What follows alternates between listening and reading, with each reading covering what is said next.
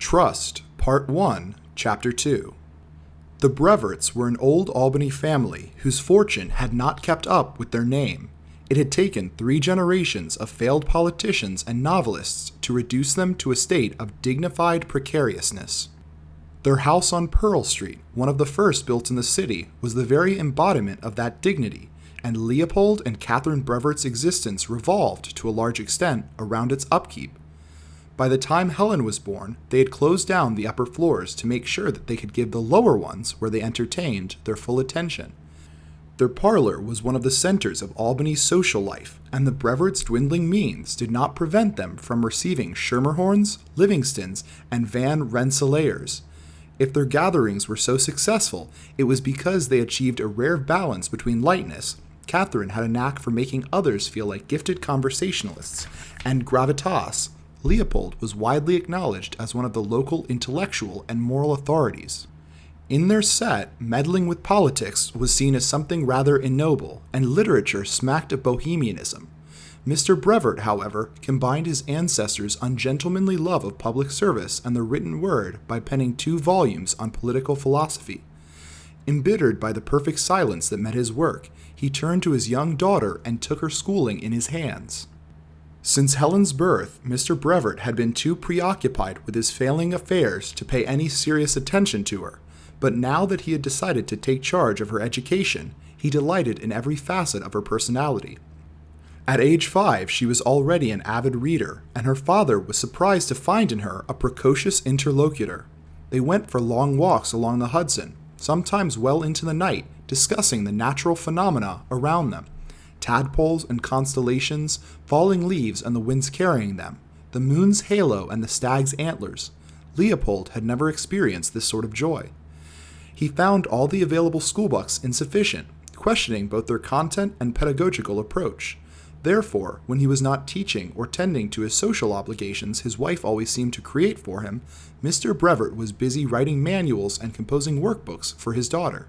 They contained instructive games, riddles, and puzzles that Helen enjoyed and almost invariably solved.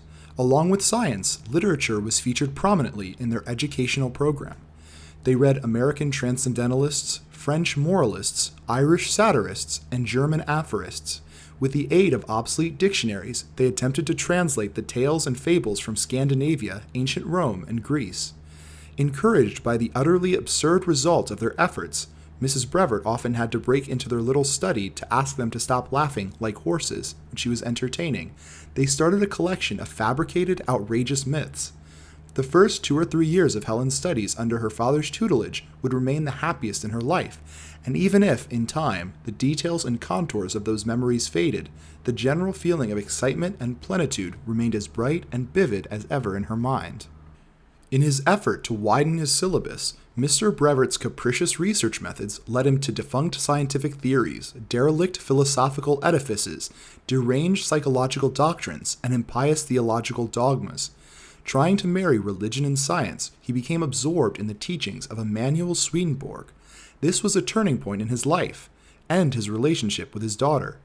Guided by Swedenborg's teachings, he believed reason, rather than penance and fear, was the road to virtue and perhaps even to the divine. Mathematical treatises became second only to scripture, and Mr. Brevert was delighted at the elegant ease with which Helen, at age 7 or 8, solved recondite algebraic problems and could give detailed exegeses of a number of biblical passages. She was also asked to keep meticulous dream journals, which they parsed with numerological fervor, looking for ciphered missives from the angels. Some of Mr. Brevert's former joy had wilted in the shadow of his newfound passion for theology.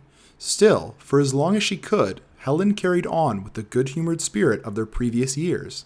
To lighten the thickening tedium of her daily lessons, Helen learned how to toy with her increasingly distant father. True, there were many aspects of the largely improvised curriculum that she enjoyed and applied herself to: arithmetic, optics, trigonometry, chemistry, astronomy. But she found the more mystical parts of Mr. Brevert's syllabus dull until she discovered how to twist and bend them for her amusement. She created anagrams with biblical prophecies to foretell their family's future. She designed her own Kabbalistic interpretations of Old Testament texts, backed by esoteric mathematical arguments her father always found impressive, whether he understood them or not. She filled pages of her dream journal with shocking entries, many of them verging on the indecent. Leopold had demanded that the accounts of her dreams be uncompromisingly honest, and Helen enjoyed watching his chin quiver with ill-concealed horror as he read her faintly filthy fabrications. If making up her dreams had begun as a prank, eventually it became a necessity. Around the time she turned 9, insomnia started lengthening her nights, depriving her not just of dreams, but of peace. Icy spores of anxiety colonized her mind and reduced it to a wasteland of fear. Her blood, thinned, seemed to course too fast through her veins. Sometimes she thought she could feel her heart gasping. These terror-filled vigils became more and more frequent, and the days that followed them were a haze. She found it almost impossible to do her part in upholding reality. And yet it was this dampened version of herself that her parents preferred. Her father followed her uninspired work with great pleasure. Her mother found her more approachable. Helen soon came to realize that in addition to being her father's pupil, she had become his object of study.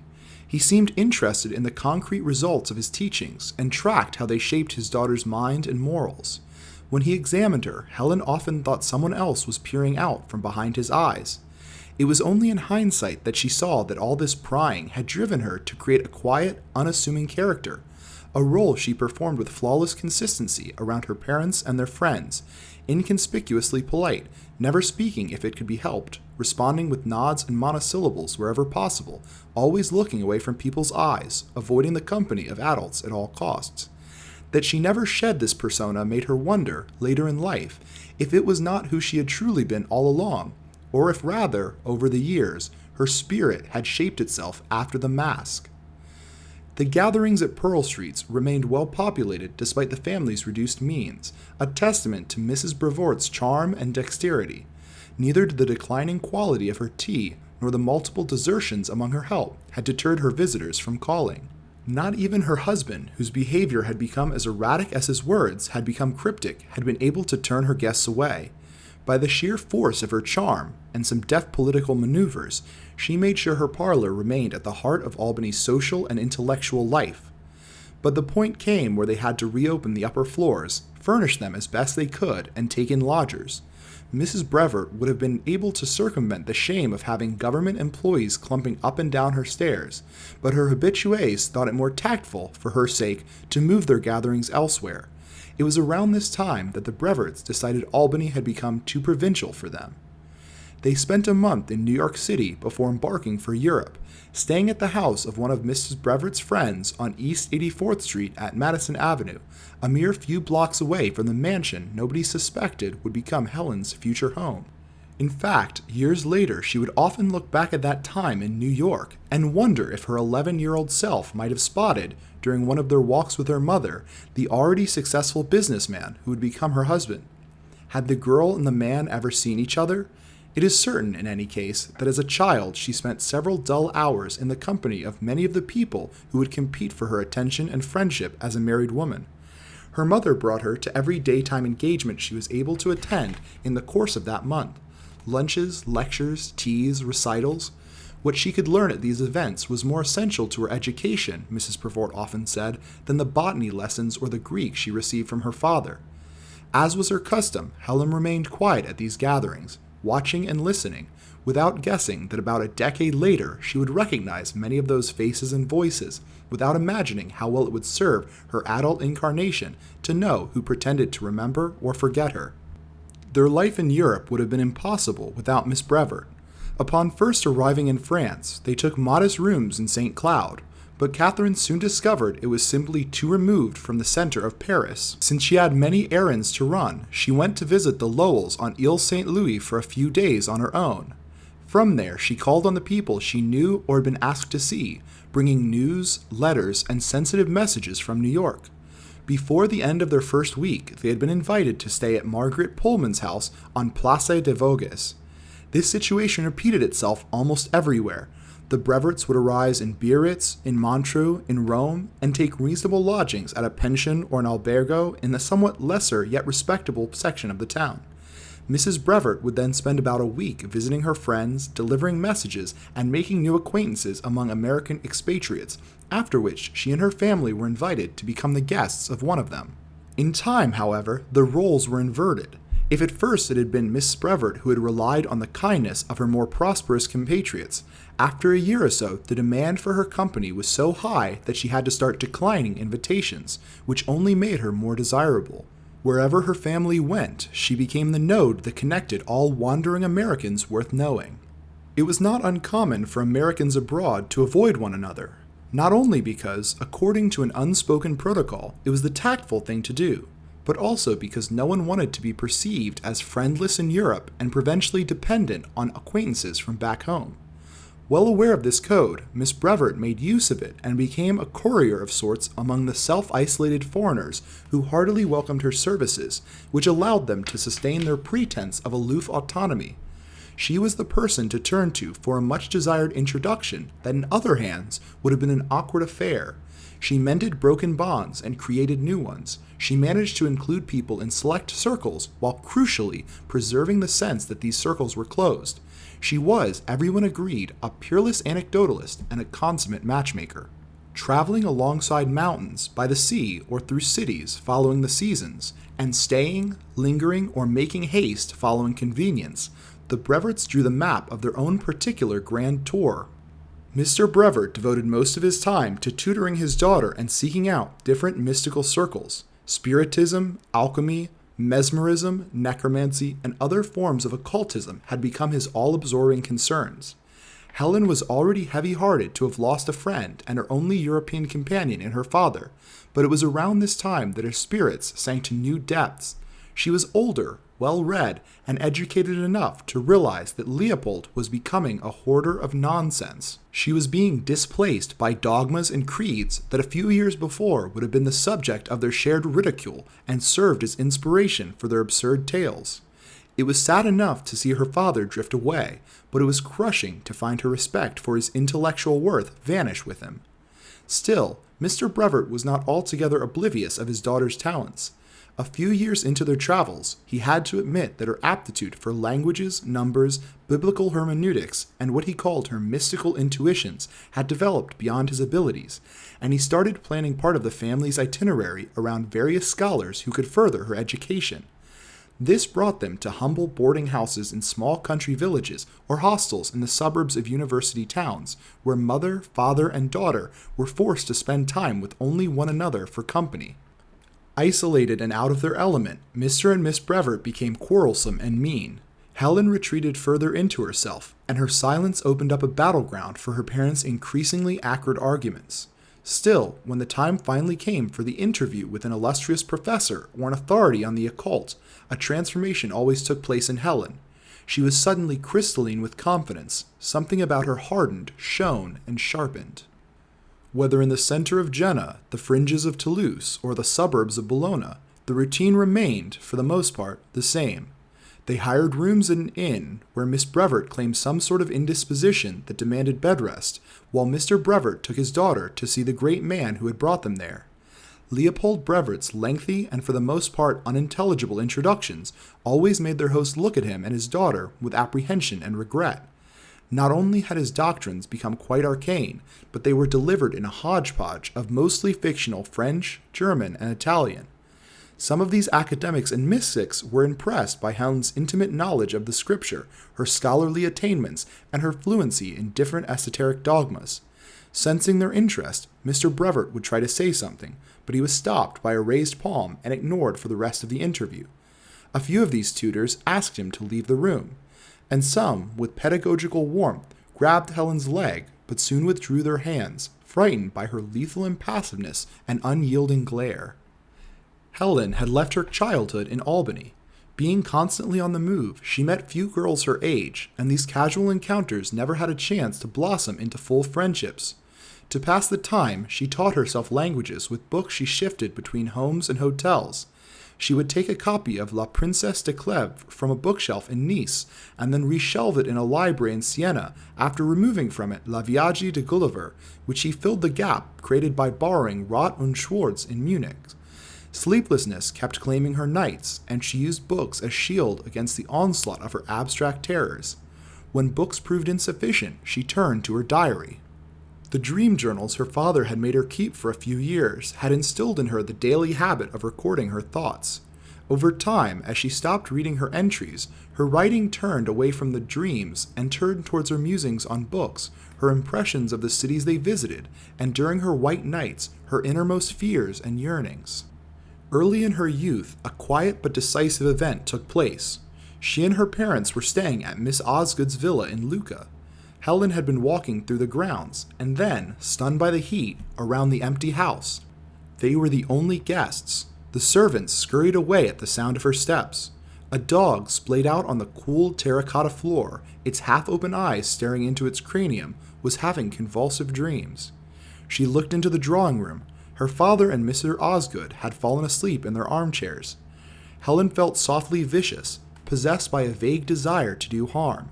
She realized she was peering through the bottom of boredom. There was violence on the other side. She turned on her heels and went back into the garden. As she reached the shady spot where her mother and her host were having lemonade, she simply announced that she was going for a stroll in town. Perhaps because her tone was so peremptory, perhaps because her mother was in the middle of an emphatically whispered conversation with Miss Osgood, or perhaps because Hazel and Copper Lucca glowed with benevolence that afternoon, there was no objection. Just a quick side glance from Miss Brevert, who told her daughter to enjoy her passeggiata, but not to go too far. And so, unnoticed by everyone other than herself, a new chapter began for Helen. For the first time in her life, she was out on the world on her own. She barely paid attention to the country road and its surroundings, lost in her fulfilled dream of independence, but she was woken up by the stuccoed silence that first met her in town. The dry echo of her shoes on the cobblestones was all she could hear in the empty streets. Every few steps she gently dragged a foot, just to feel the skin on her neck tingle with delight at the murmur of leather on stone. With each block, the small city became livelier.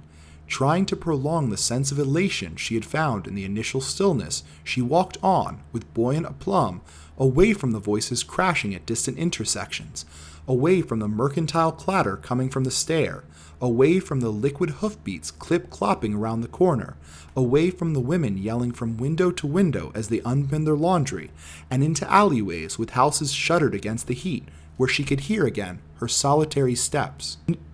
She knew then that this solemn form of joy, so pure because it had no content, so reliable because it relied on nobody else, was the state for which she would henceforth strive. Trying to avoid the hubbub of the square, where some sort of jubilee or religious festa was now taking place, Helen found herself on a street with a few shops. One of them was a double anachronism. A photographic studio could only be an incongruity in that small city, with its Etruscan past that made medieval churches feel new. But on closer inspection, the dissonant apparition from the window revealed itself to be, in fact, old. The portraits in the window, the cameras on display, the services offered, all remitted to the early days of photography. And somehow, Helen experienced those 30 or 50 years by which the shop was outdated more acutely than the 20 centuries elapsed since the city's foundation. She went in. The shop, chalky with the light streaming through the delicately unclean windows, revealed a strange sort of indecision. At first, Helen thought the beakers, pipettes, and oddly shaped glassware, along with the labeled flasks, bottles, and jars, were part of the great assortment of props that cluttered the room. Bicycles and Roman helmets, parasols and stuffed animals, dolls and nautical accoutrements. But gradually she understood the place was stuck somewhere between the realms of science and art. Was this a chemist's laboratory or a painter's studio? It seemed as if both sides had given up a good while ago, leaving the dispute unresolved.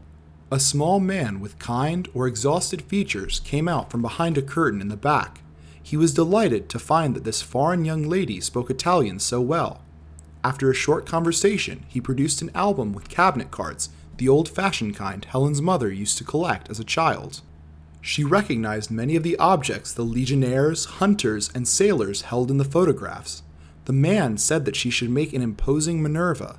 He unrolled a backdrop of the Parthenon, placed Helen in front of it, and rummaged through the props for a helmet, a spear, and a stuffed owl. Helen declined. but before disappointment set in on the photographer's face, she said that she would very much like to have her picture taken.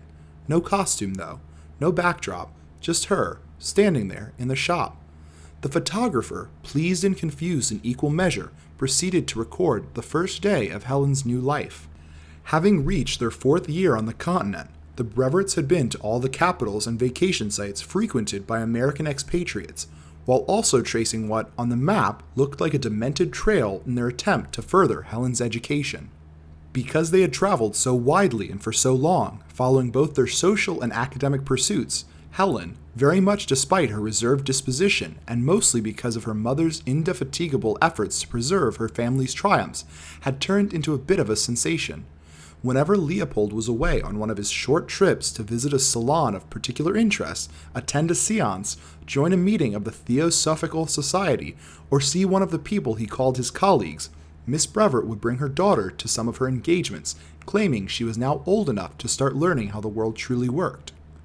But according to form, Helen was, of course, too young to be out in society. Miss Brevert, then, brought her along not as another guest, but as entertainment. Prompted by Miss Brevert, men skeptically swirling snifters of brandy and ladies sipping thimblefuls of sherry with bemusement had Helen read passages from 2 random books, sometimes in different languages, which she would quickly memorize and then repeat verbatim as an after-dinner diversion. The distracted guests found this somewhat charming. But when Miss Brevert, after that initial demonstration, asked her daughter to alternate sentences from each one of them, and then do the same thing starting at the end, smug smiles invariably slackened into gaping awe. This was only the first feat in her routine, which included a variety of mental stunts and always ended in a murmured ovation.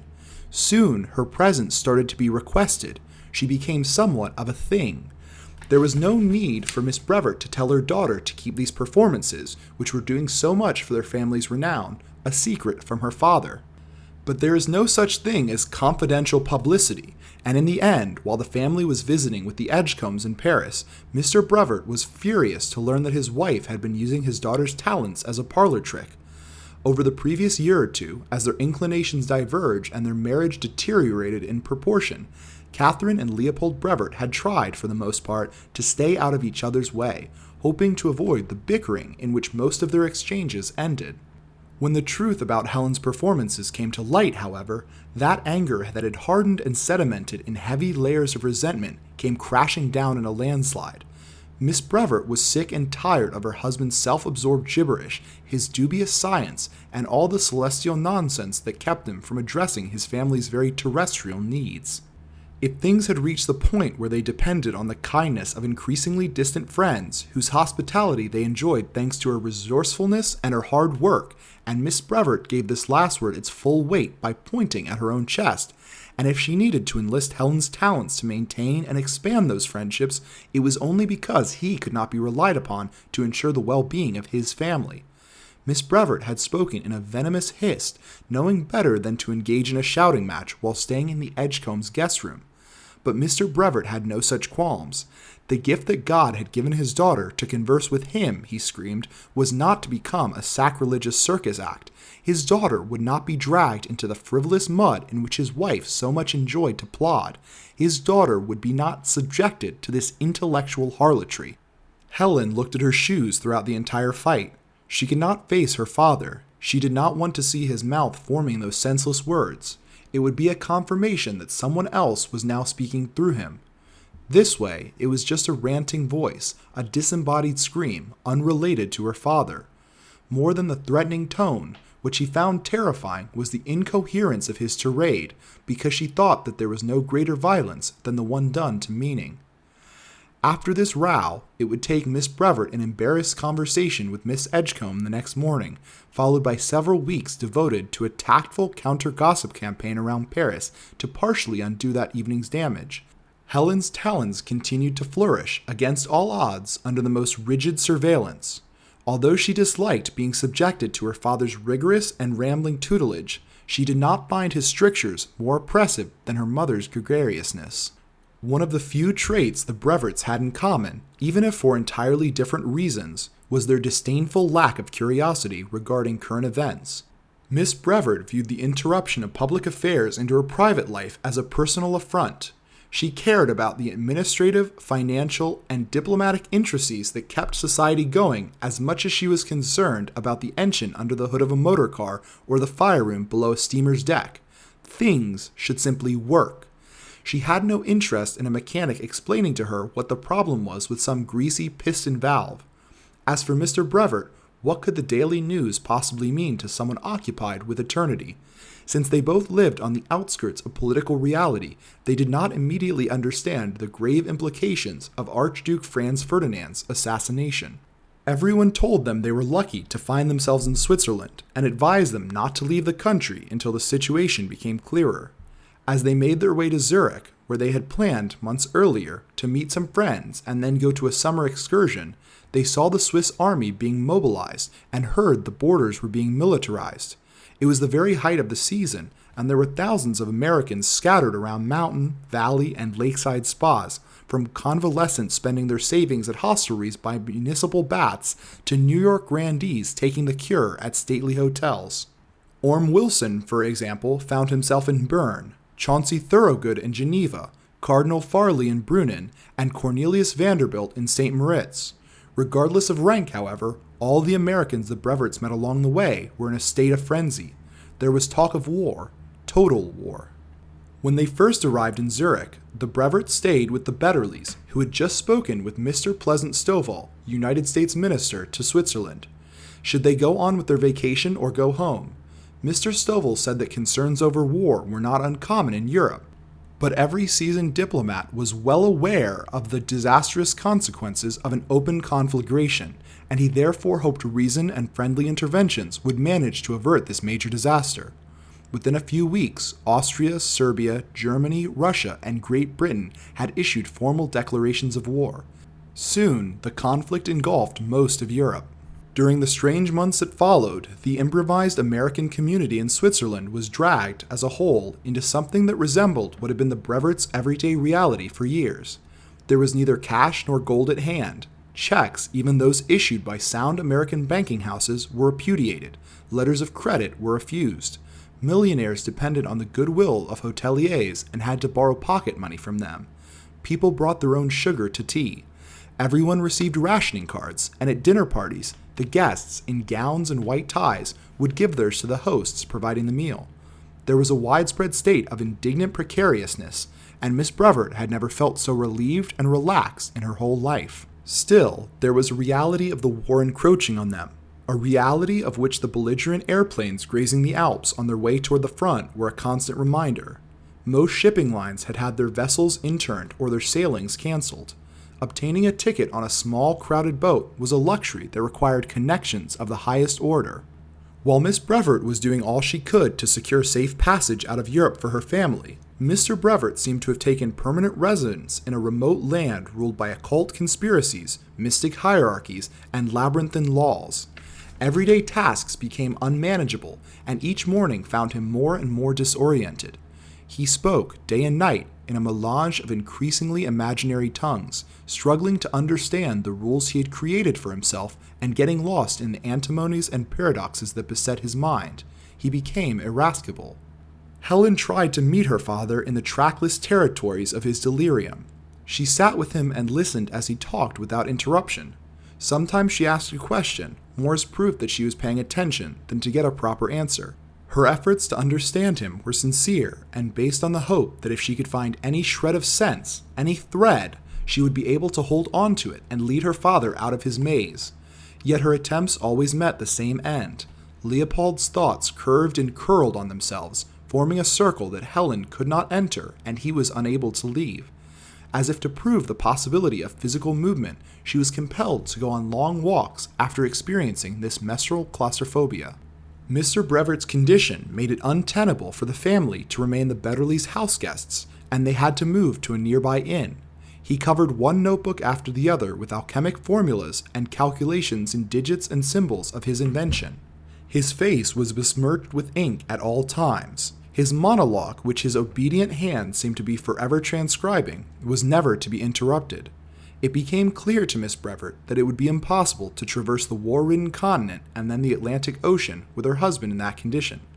thanks to Mr. and Mrs. Betterly, who pleaded on her behalf to Ambassador Stovall, she was able to secure a spot for Mr. Brevert at Dr. Balley's Medico-Mechanic Institute at Bad Pfaffers, whose waters, rich in carbonate of lime and magnesia, in conjunction with massage and physical activities at high altitude, were known to be beneficial to patients with nervous ailments. Mrs. Betterly was glad to look after Helen while Mrs. Brevert took her husband to the sanatorium. Helen bid her father farewell at the inn. He never looked up from the notebook on which he was tasking himself dictation. It was the last time Helen would ever see him. Helen's parentless days in Zurich confirmed the intuition she had first had during her walk in Tuscany, that she somehow felt elevated by solitude. She strolled, euphoric and serene, along the promenades skirting the lake.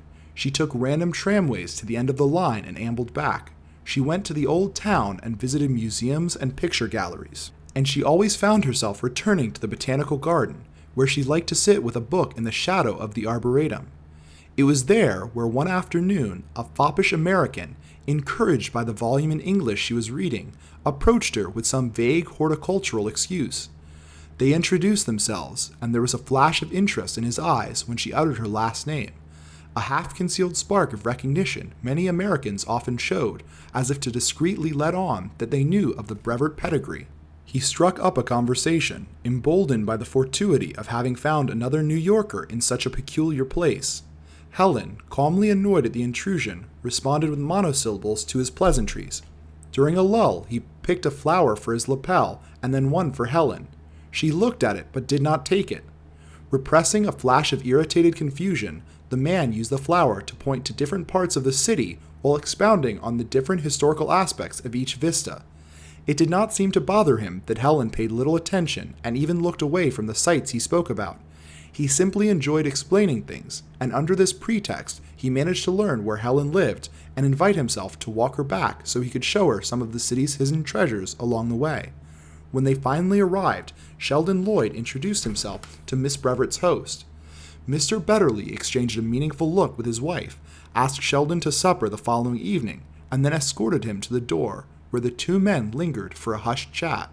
Mr. Lloyd did come to supper the following evening, followed by a porter from his hotel carrying 2 baskets full of provisions, and called again at lunch, dinner, or tea time during the next 5 or 6 days. The Betterleys were more than welcome and made sure to give their guests an hour of laxly supervised time with Helen after each meal. He devoted most of those moments to talk about his achievements and the life they afforded him, describing each single detail concerning his clever dealings, started right before the war on behalf of his firm, with Deutsche Bank, all the paintings by European masters hanging in his apartment or on loan to the Metropolitan Museum, every facet of the investments he had been asked to pursue with Krupp, his house in Rhinebeck, partially built and then torn down and rebuilt following his unanticipated needs, how he had outsmarted his employer who thought he had outsmarted the board of directors at Haber Pharmaceuticals, the string of horses in his stable and his glass-roofed riding ring, the bureaucratic convolutions inherent in setting up a bank his employer was opening in Zurich, encouraged by the city's blossoming financial industry, his motor yacht which he sailed down the Hudson for his summer commutes to Wall Street. Sheldon, it seemed, had taken Helen's distracted silence for speechless awe. After almost 2 weeks, Miss Brevert returned from the sanatorium. Miss Betterly gave her a few moments to display her grief about her husband's condition and bemoan her uncertain future before telling her about Helen's new acquaintance. Mrs. Brevert took a moment, as if rifling through her brain in search of just who this Sheldon Lloyd might be, before asking, with studied hesitation, if that young man was not by any chance Mr. Rask's right hand. In an unusual defeat for Miss Brevert, Miss Betterly did not dignify this poor performance with a response. When Miss Brevert and Sheldon met, she was quick to understand that he was very much impressed with Helen's lineage and that he hoped to attach an old name to his new money. And if Sheldon had felt flattered by Helen's silence, he was delighted to find in Miss Brevert an unequivocally vocal admirer who uttered all the expected exclamations of amazement and gasped at every moment. During their daily banquets, she made sure not only that he felt more important than he thought he was, but also that he felt in charge, above all by giving him the chance to gallantly rescue them from the fearsome grip of war. Little by little, through small, trivial anecdotes, Mrs. Brevert told Sheldon about her husband's disorder and her daughter's precarious circumstances. But she waited until his departure was a mere few days away to share with him, in its full lachrymose extent, the family's distressful situation. Sheldon, incapable of suspecting that his chivalrous spontaneity had been carefully induced, offered to drive mother and daughter to Genoa and invited them to join him on the Violetta, a Portuguese ship that would take them to New York. The Albany house was still rented out, and there was no point, really, either in subjecting Helen to such a provincial atmosphere after their time in Europe, or in stressing Mr. Brevert's absence by being around his relatives. Miss Brevert was therefore glad to welcome Sheldon yet again as their savior and accept his generous offer to let them stay at a deceased aunt's apartment on Park Avenue that he had neglected to sell. The friendships forged on the continent served Miss Brevert well. Not satisfied with having most doors in the city open to her, she also wanted to open her doors to the city. The soirees at her new apartment soon became a fixture. Without making any kind of fuss about it, she started to have Helen out at these functions.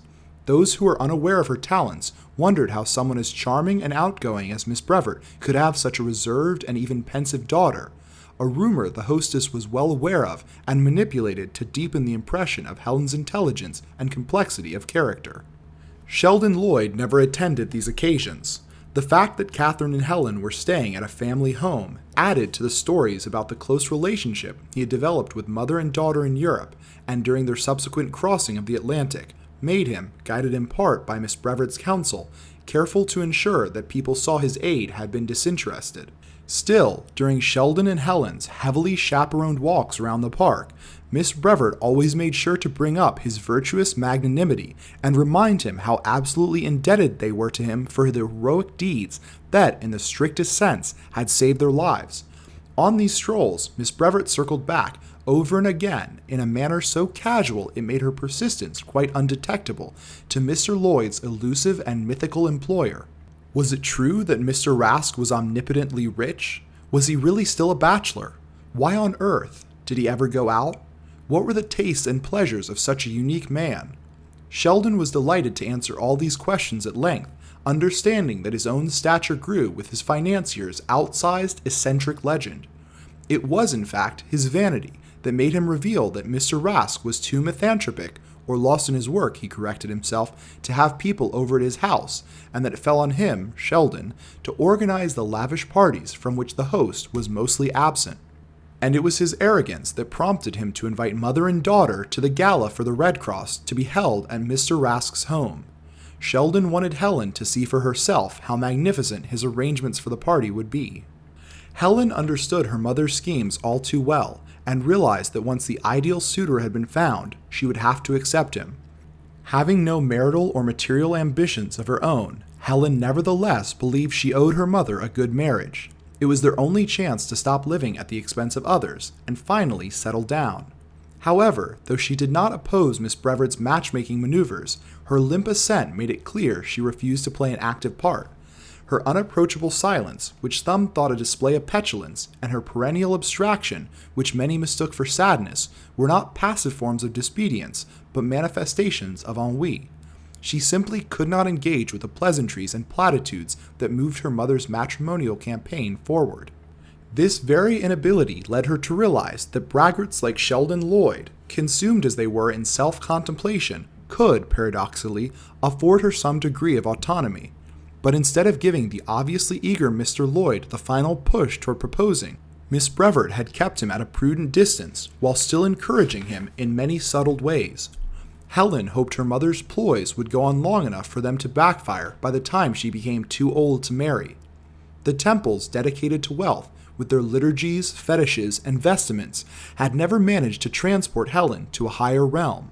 She failed to be raptured.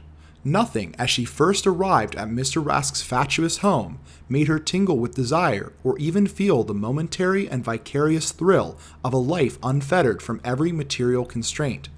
Sheldon was waiting for her and her mother next to the footman at the edge of the red carpet that cascaded down the steps and flowed across the sidewalk. Emboldened by his role as the surrogate host of one of the most splendid functions of the season, he walked Helen in by the arm, with Miss Brevert in tow, annoyed at having been left behind unescorted, although her irritation soon dissipated in the glow of the surroundings. After they had handed their cloaks to a servant at the door, a butler announced their arrival in a soft yet projecting voice to a slender man standing on the shore of invisibility. Miss Brevert managed to convey a curtsy through an almost imperceptible nod. Benjamin Rask might have nodded back or simply looked down. While she arranged her daughter's hair in the ladies' reception room, Miss Brevert told her Mr. Rask looked much younger than she had expected, and was it not queer how uneasy he seemed to be in his own home? She supposed it was natural, after all. It would take an enormous personality to fill such an enormous place. Her monologue was interrupted by the arrival of other guests. Mother and daughter left for the drawing room, where Miss Brevert could well have passed for the hostess. Sheldon was whispering a story to a group of men and making them roar with laughter. Helen retreated to the shadowy fringes of the room and stayed there until the butler told Sheldon dinner was served. Helen and Catherine were placed at opposite ends of the table, next to Mr. Lloyd and Mr. Rask, respectively. As they sat, Sheldon told Helen that knowing how keen Miss Brevert was to meet their host, he was certain she would appreciate this rare opportunity to talk to him, and enjoy being envied for her coveted spot at Mr. Rask's right hand. All the way up to the fish course, Sheldon graciously made the conversation revolve around Helen, and they told their dining neighbors all about her travels, her talent for languages, and her bravery in the face of the perils of war, which she must have inherited from her illustrious revolutionary ancestors. By the time the roast arrived, he had turned to his friends and colleagues, eager to make them laugh again, leaving Helen free to dismiss, with short answers, the questions the well-intentioned women around her asked. At the other end of the long table, her mother monopolized Mr. Rask's attention. Helen recognized all too well his absent nods and was therefore surprised when, during dessert, she could detect traces of genuine interest in Mr. Rask's face, as her mother, who now seemed to have lowered her voice, talked on. The time finally came for the gentlemen to smoke their cigars while the ladies gathered in the drawing room. Helen took this opportunity to slip away and wander through the house on her own. The farther she got from the din of the party and the garishness of Sheldon's arrangements, the more the house changed. She entered an orderly, discreet world. There was a calm confidence to the silence, as if it knew it would always prevail with little effort. The faint coolness in the air was also a scent. It was not the conspicuous tokens of affluence that impressed her, the obvious Dutch oil paintings, the constellations of French chandeliers, the Chinese vases mushrooming in every corner. She was touched by smaller things, an unassuming chair in a dusky recess, a sofa and the void around it. They all reached out to her with their heightened presence. These were all common enough objects, but they were real things, the originals after which the flawed copies that litter the world had been made. A shadow hesitated, right next to hers, on the threshold leading to a sitting room. Helen noticed that her own black shape on the floor expressed the same vacillation, the regret of having been seen, the lack of courage to leave, the unwillingness to come forth. The faceless silhouettes seemed to look at each other, as if wishing they could resolve the situation between themselves without having to trouble their owners.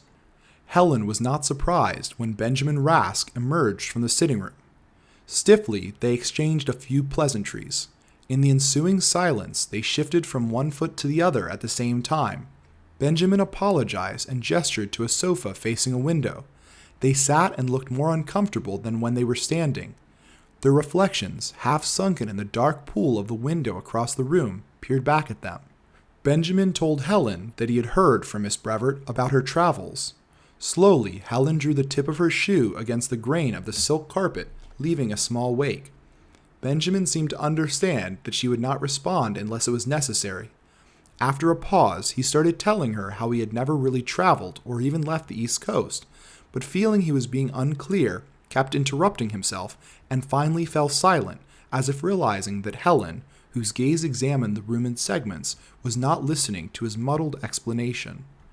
Helen erased the wake she had left on the carpet by drawing her shoe in the opposite direction. Benjamin looked at her and then away into the window. When his pause became long enough to be final, she turned to him, curious about the rest of his sentence. His inability to finish it had hardened his features. Sitting in the twilight of that hushed room, Helen understood at once that her mother had triumphed. She knew with total certainty that Benjamin Rask would take her as his wife if she let him, and she decided right then that she would, because she saw that he was, in essence, alone. In his vast solitude, she would find hers, and with it, the freedom her overbearing parents had always denied her. Depending on whether his loneliness was voluntary, he would either ignore her or be grateful for the good companion she would try to become. One way or the other, she had no doubt she would succeed in influencing her husband and obtaining the independence she so longed for.